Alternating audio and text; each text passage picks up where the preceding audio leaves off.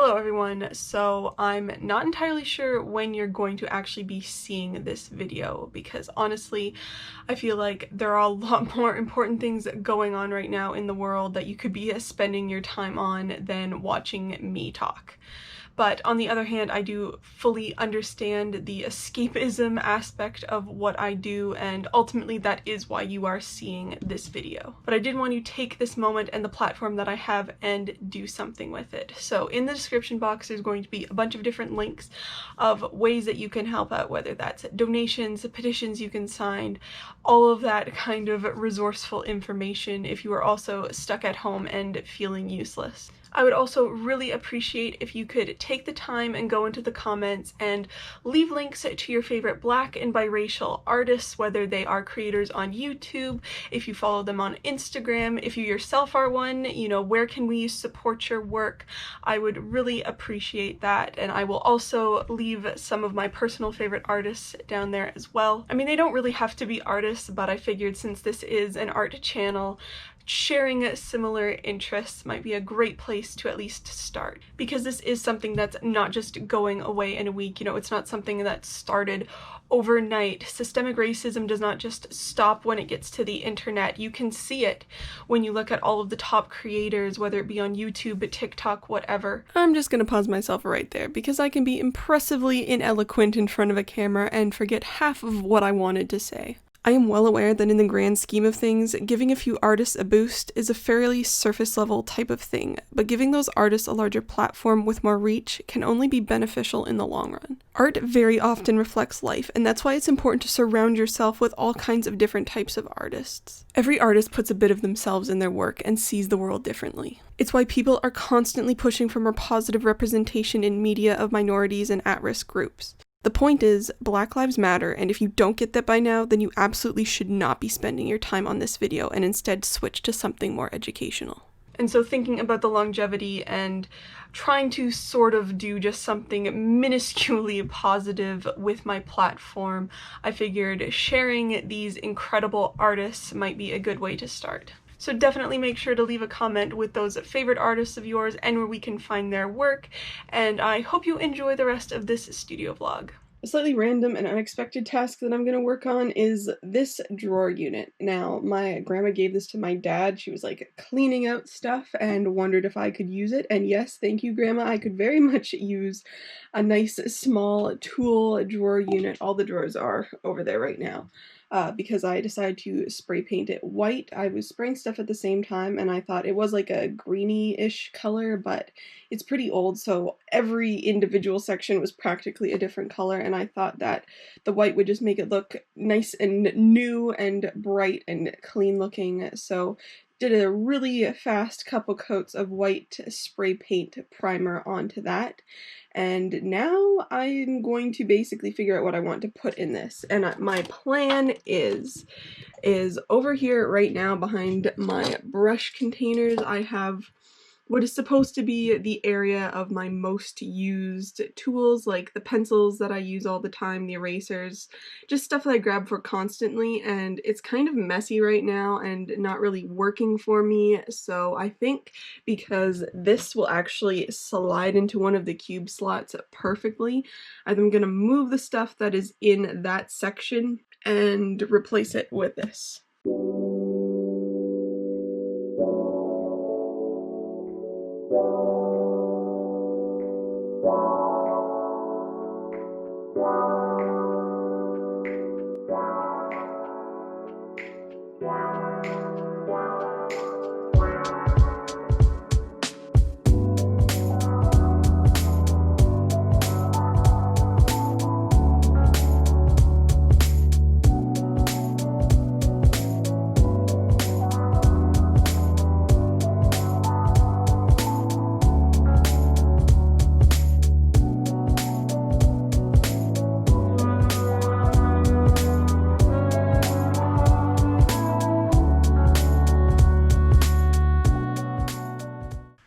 So here is what the drawer is looking like. Up top, I just moved my Apple Pencil and its holder up here for now. Honestly, that's probably going to be better than where it was because I constantly would fight over trying to reach it with all the other stuff that's generally in the way. Right now on top of the drawer unit, I just have my color mixing recipes book. It honestly just kind of lives around here, and I don't have a better spot for it right now, and it fits up there, so that's going to be where it stays for now. I have 2 of my ceramic palettes also just slid into the top of there. I did move most of the notebooks, although this extremely large one fits perfectly fine there, so it's going to stay there for now at least. There is some empty drawers in this, and there's definitely could be some reorganization in the future. That one's empty. In this one, I just have some larger drawing clips because they're always just in the way of where I have them right now, and they fit perfectly in one of those drawer sizes. In this one right now, I just have my 3D printed finger pen and 3D printed brush holder thing. I don't always use it, so the fact that it fits in this drawer perfectly means that it doesn't have to stay on top of my desk all of the time. This last one is just kind of random stuff right now. I have some smaller baggies that I've just kept because they tend to come in handy for things, and some extra gloves. In here I just have one of my smudge gloves that's always just kind of sitting around and in the way, and also a microfiber cloth because I tend to use that around here a decent amount of the time. The only thing that's in this one right now is my little bottle that I use for masking fluid. Most of the drawers that I ended up filling up were these smaller ones because they work absolutely perfectly for art supplies stuff. So this top one has the pens that I use a lot. So a lot of this came off of that like random stack thing that was my most used stuff, and it just helped clean it up a lot. So this is all of the ballpoint pens. So I have the Muji ones and the other ballpoint pens that I use a lot for sketching. This one is the Tombow. They're the brush pens, but they're in 2 different hardnesses, and I use them a lot to sign prints and other store stuff, and so they have their own little drawer just because they are more of a unique pen compared to any of the others in this. This one has all of the Prismacolor fine liners that was in a little 3D printed marker thing that I had on my desk, and again, just trying to eliminate more stuff that has to sit on the top of my desk, although I did really like that 3D printed pen holder, and I might reuse it for something else. Also in that were these 4 Copic multi-liners, so they are in their separate drawer as well. This one has some Uniball Signo gel pens. They were in a container on my pegboard, and it's just getting full, and these don't really need to be in there, so I decided to give them their own little drawer in this. This has mechanical pencils that I don't use all that frequently, although they are my more used mechanical pencils, so they're in their own drawer. Right now this one just has the white gouache that I tend to have out all of the time in case I need it for adding highlights to any artwork that I'm doing, and this one just has a couple of things of the lead that I use most frequently. This bottom drawer is more of a hardware mishmash. I have T-nuts and bolts for a Star Wars helmet visors, basically, is all I've been using those for. There's some ruler and gauge things back there that are new and I don't really know what to do with, so they're back there. JB Weld tubes, because again, they're just going to work better if they're in a nice safe location in this unit. And then this is a random bag of different business cards and patches and things from Star Wars Celebration that was in a different drawer that really didn't need to be there, so I moved it over here instead, and this is an extra Jawa minifigure that I accidentally got in a package. I did decide that I am still going to use this thing, but it's looking a ton better, and it's a lot more practical now that I can actually easily reach the products that I use most frequently. It was just kind of getting overrun with a bunch of the other things that didn't necessarily need to be there, so this is probably just going to kind of sit right there, and then also my 2 watercolor brush holder things are probably just going to chill right here as well. And if you're wondering what this is like a cable holder thing, and this is just for my iPad Pro because it normally lives vaguely on this desk, but it's clearly somewhere else right now. So there's that whole area all reorganized and looking good. I also installed this 3D printed little drawer unit. It's basically right now just holding like SD cards, memory cards, some cables, just small things that tend to like litter the top of my computer and desk and stuff. So that I was going to actually screw into the bottom of this, but I just decided to mounting tape it. It was a lot easier, involved a lot less maneuvering of technology. Something else that was not exactly planned for this week, but I think I'm going to do just because I have the time and materials for it now, is cover the top of this desk. Saw me build this custom desk setup, and I mentioned that I might end up covering the top of it like I did this one. It's super easy to cover like older desks in vinyl to like just sprucing them up a bit. So this one of course has marble, and I said how I didn't want this one to also be marble. And I found this wood-like looking top surface that looks a whole lot like my wall area here, and so since that's come in, I think I'm actually going to now cover the top of this.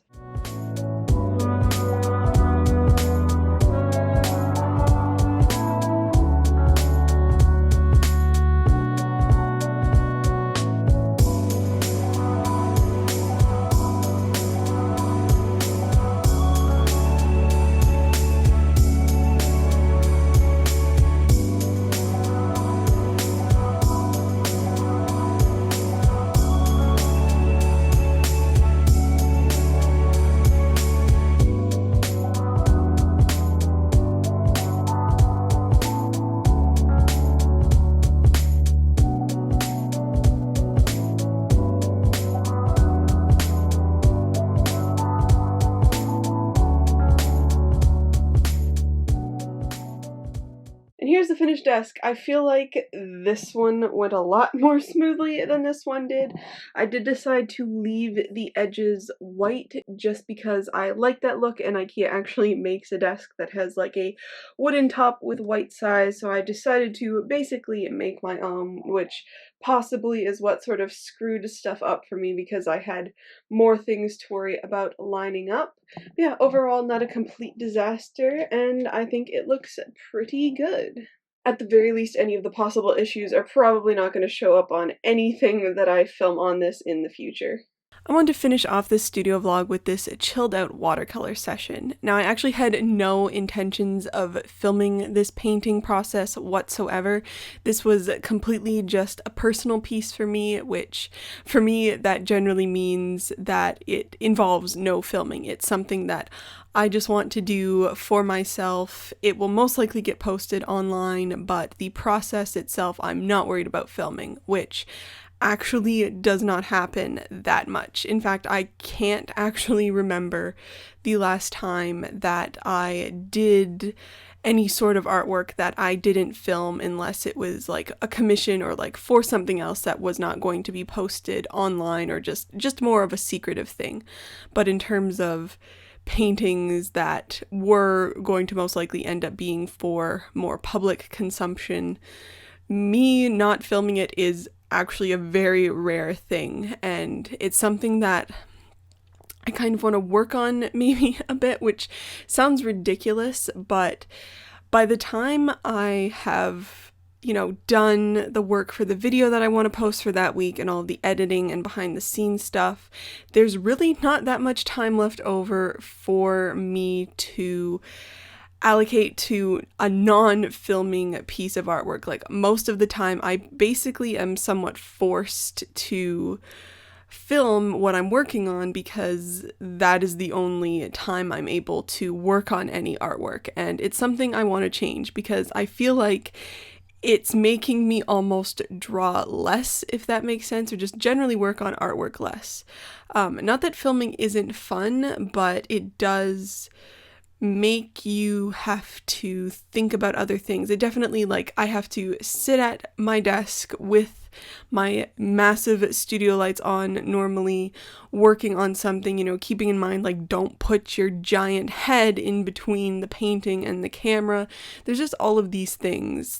Gone are the days of me just doodling while sitting up in bed or just doodling anywhere else because, it's not conducive for filming. And because I wasn't concerned about filming this painting, it also meant that I could take my time, which, again, cannot remember the last time that I could spend multiple days over whatever amount of time just not really worried about a piece and the time constraints of worrying about getting the video up on time and finishing on time. And like, I worked on the sketch for this over almost 3 days. Not that it was a particularly complicated piece or anything, it was just I decided to work on this when I felt like it. I think just rushing in general has been a big problem lately. It just sort of domino affects itself over a period of time, and it just gets to the point where it's too much. Like, I'm just constantly feel like I'm rushing and can't produce the kinds of pieces that I want to because of the time constraints I've given myself to get it up for a video at a certain date. So I think this is going to be something that I'm going to be working on in the very near future. Like right now, it's something I'm going to be working on, just not worrying so much about the time constraints of the videos and worried more about the quality of the pieces, because like this is literally the first time that I have used watercolors in months. And even then, I think there was like one-off piece that was a surrealistic sort of color splashy, like definitely not a more realistic color palette and just style with the watercolors, and it was like a one-off piece. And before that, I have literally no idea when the last time I used watercolors was. And that's crazy because I would have generally considered watercolor my main medium, and if I haven't used it for months, that's not exactly a good spot to find yourself in.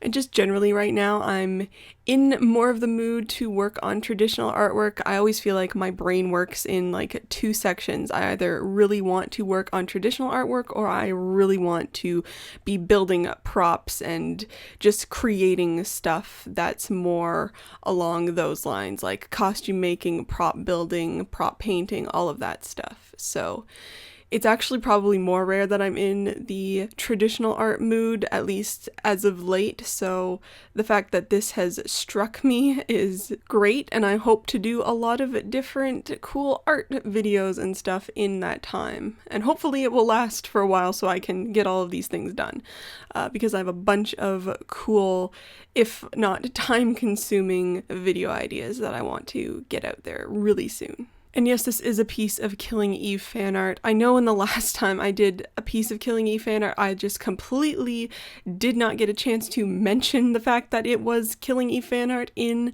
the voiceover, so definitely wanted to put that out there. It is one of my all-time favorite shows, and I realized that I actually haven't given myself the opportunity to create much fan art of it, so that's why I wanted to spend my week painting something. But I think I've rambled on enough about my inner thoughts of what I want to do in the near future for my artwork and these videos, and hopefully this made any sort of semblance of sense. But because I'm trying to take my time with this painting and not worried about rushing myself for video content, that's why I'm going to be leaving you in this studio vlog with the painting looking like this. It is obviously unfinished. I'm not sure if I'm going to be completing it in a video or just working at it on my own time, but this is what it looked like by the time I wanted to wrap up filming footage for this studio vlog and actually start editing it. Thank you for joining me on this slightly all over the place studio vlog. I hope you're all doing well, and I will see you in my next video.